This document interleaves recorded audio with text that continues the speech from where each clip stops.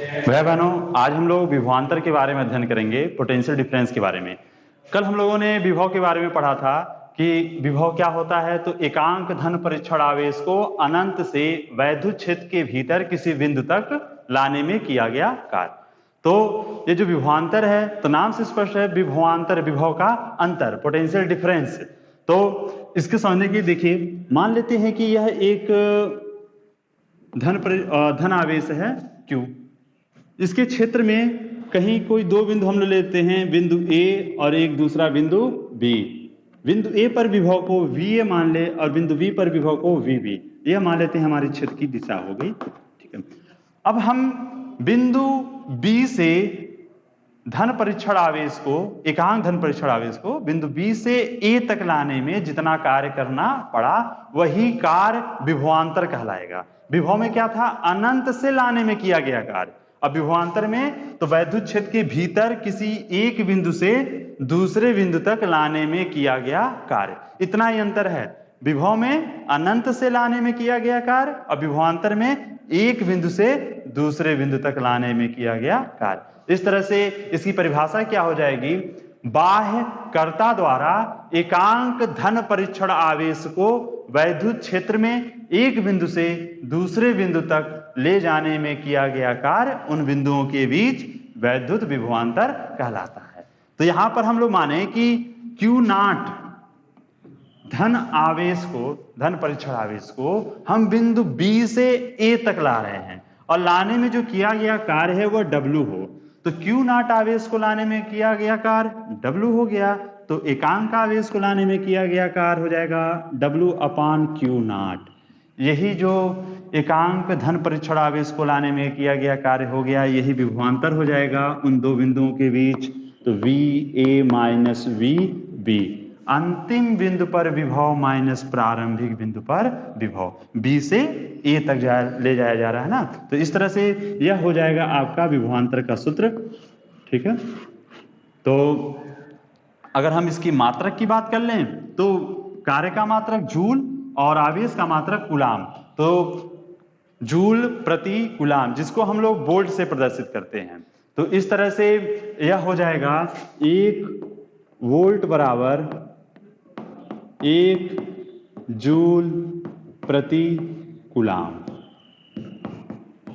और 1 वोल्ट की परिभाषा हम लोग पिछले ही यूनिट में पढ़ लिए थे, टॉपिक में, जब हम लोग विभव के बारे में पढ़े थे। ठीक है, अब यहां देखेंगे कि जो धन परीक्षण आवेश है वह इतना अल्प है कि उसके स्वयं के कारण वैद्युत क्षेत्र में कोई परिवर्तन नहीं होता है। ठीक है, और हमारा जो कार्य है वह अदिश राशि है, आवेश भी अदिश राशि है, तो इनका जो अनुपात है वो भी एक क्या होगी? अदिश राशि होगी, अर्थात जो विभवांतर है वो भी एक अदिश राशि होगी। इस तरह से अगर हम लोग देखिए कार्य को निकालना चाहें तो इससे कार्य बराबर क्या हो जाएगा? Q0 VA माइनस VB, अर्थात किया गया जो कार्य है वह जो हम जिस आवेश हमने लाया वो आवेश इंटू अंतिम बिंदु पर विभव माइनस प्रारंभिक बिंदु पर विभव। यदि यह कार्य हमारा धनात्मक प्राप्त हो रहा है तो इसका अर्थ है कि बाह्य कर्ता के द्वारा कार्य किया गया है, और यदि यह कार्य ऋणात्मक प्राप्त हो रहा है तो इसका मतलब स्वयं वह क्षेत्र ने कार्य किया है, तो वैद्युत क्षेत्र के द्वारा किया गया कार्य है। तो धनात्मक का मतलब कि बाह्य कर्ता के द्वारा किया गया कार्य, और ऋणात्मक का मतलब कि स्वयं क्षेत्र के द्वारा किया गया कार्य। दूसरी चीज ध्यान देंगे कि ये जो वैद्युत विभव है, क्षेत्र की दिशा में जैसे जैसे हम आगे बढ़ेंगे विभव का मान घटता जाता है। दूसरे शब्दों में कहें कि क्षेत्र की विपरीत दिशा में हम जैसे जैसे बढ़ेंगे यह बढ़ता जाता है। मतलब आवेश की ओर हम जितना ज्यादा जाएंगे, धन आवेश की ओर, वो बढ़ता जाएगा। ठीक है, तो इसको ध्यान में रखिएगा कि क्षेत्र की दिशा में वैद्युत विभव घटता चला जाता है।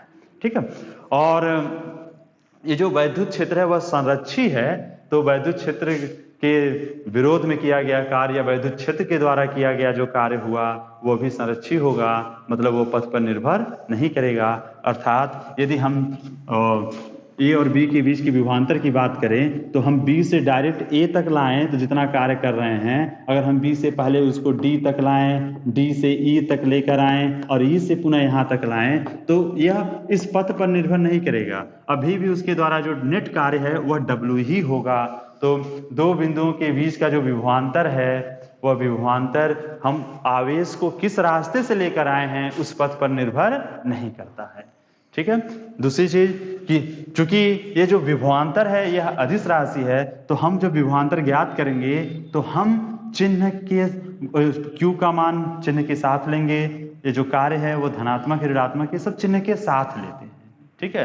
अभी तक हम लोग जो वैद्युत बल और वैद्युत क्षेत्र की बात कर रहे थे तो वहां पर हम आवेश का चिन्ह नहीं लेते थे, लेकिन यहाँ पर हम चिन्ह को लेंगे क्योंकि यह अदिश राशि है। वहां हम चिन्ह नहीं लेते थे, हम परिमाण ज्ञात करते थे, परिमाण ज्ञात करने के बाद फिर हम उसकी दिशा को बताते थे। यहाँ पे चूंकि इसकी दिशा नहीं है और यहाँ पे हम लोग इसके चिन्ह के साथ इसके मान को लेते हैं। तो आज हम लोगों ने विभवांतर के बारे में अध्ययन किया और इसका नोट्स बना लीजिएगा, कल हम इसके आगे के टॉपिक के बारे में अध्ययन करेंगे।